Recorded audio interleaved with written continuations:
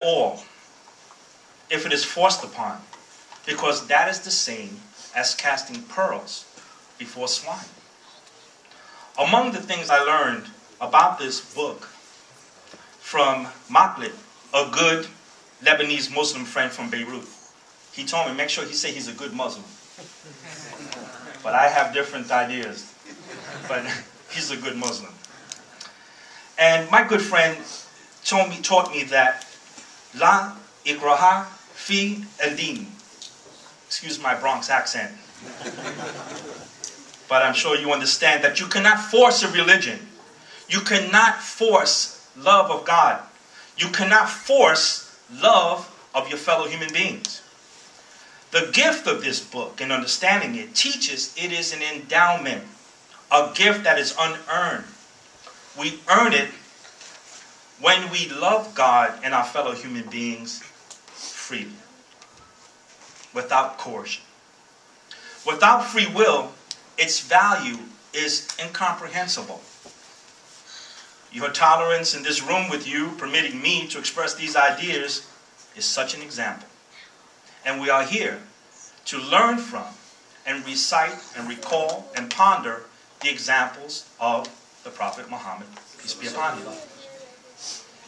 Another example that I learned, and I'm sure you've heard it, but I'll share with you my impression.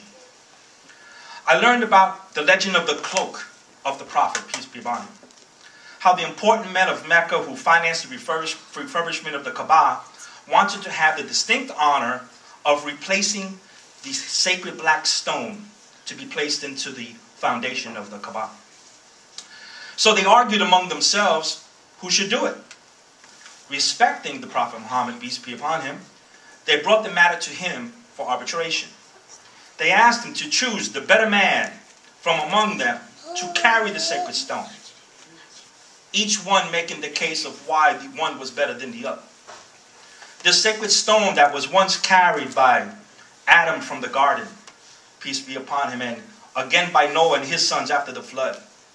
The Prophet, peace be upon him, removed the cloak from around his shoulders, had the sacred stone placed on it, and directed each of them to pick up a corner of the cloak, and together carry it to the place it rests to this day. I thought about that a lot. His example of equity and equality among men are lessons in diplomacy and fairness we can apply in our daily lives.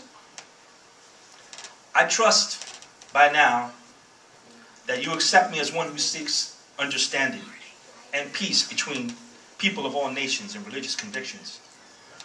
I have traveled around the world. I've witnessed the good sides of people and humanity and the bad. I have worked as a soldier and served as a soldier. I served with soldiers. Among those, Pakistani soldiers. And I'm sure many of you know the discipline of the bravery and the heroism of Pakistani soldiers are unequal. And I know you cannot speak of it because of humility, but I can speak for you. And I can tell you that the Pakistani soldiers that I have encountered are among the bravest soldiers and discipline in the world, of which you could all be proud. Among them, my good friend, Major Mubashir, and my good friend, Iftikhar. I can also tell you how they're disciplined in their uniform. Good Lord, I mean, I digress a bit, but if you ever see a true Pakistani soldier dressed to the nines, you can cut your finger on his creases and comb your hair in their boots. I kid you not. Great soldiers, except when it's the season for cricket. Then all of a sudden they disappear. I don't know where they are.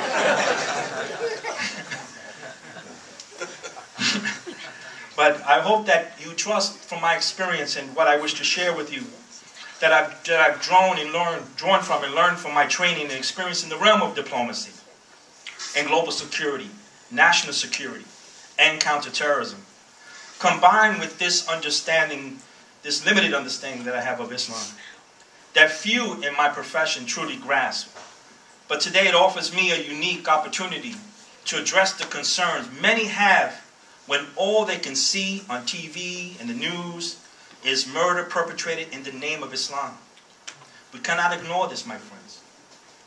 Many people are confused by Muslims who disagree with the practice of political violence, but do not protest it loudly enough, or who do not demonstrate, or they do not understand their bravery and heroism as soldiers combating it.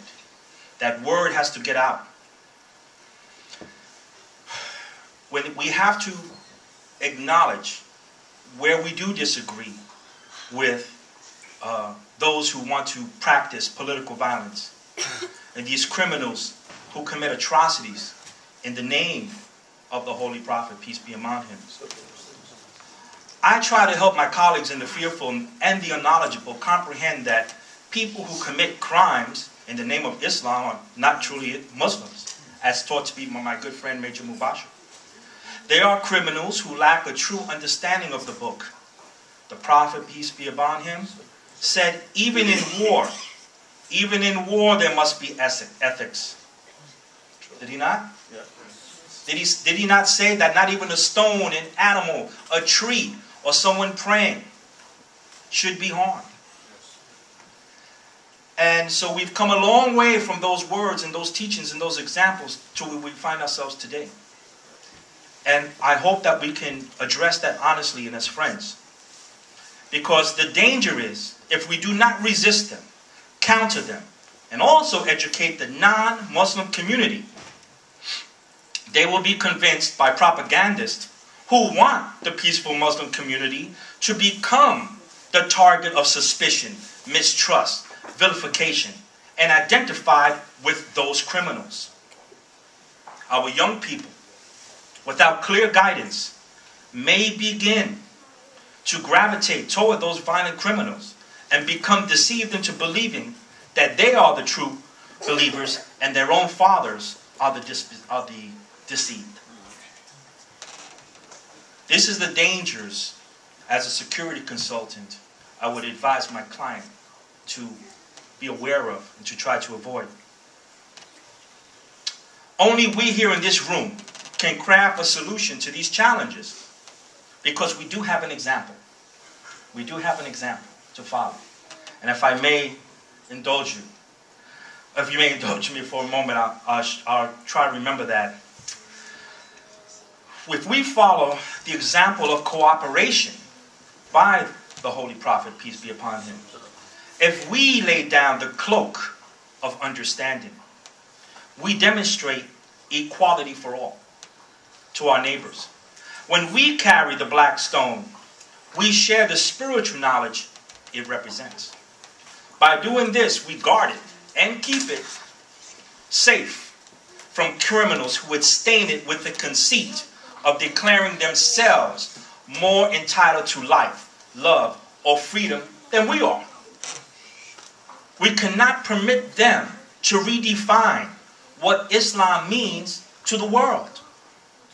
The wisdom of this lesson is spiritual knowledge is the stone. It's unchanging. Community is the cloak. And only by cooperation and mutual respect are we worthy of it and able to keep them safe, pure, and preserved for generations to come. This nation, this land, where many tribes come to that fled persecution and repression from their own homelands around the world. Every race, religion, and creed seeks out freedom and opportunity here in America. By his invisible hand, we are brought together for this purpose. You and I now become one blood, one tribe. And by defending the freedom of one, we guarantee the freedom for all. The Ummah in America can be found in the motto, E pluribus unum, from the many, one. Inshallah. Inshallah. Thank you very much for your indulgence. Thank you.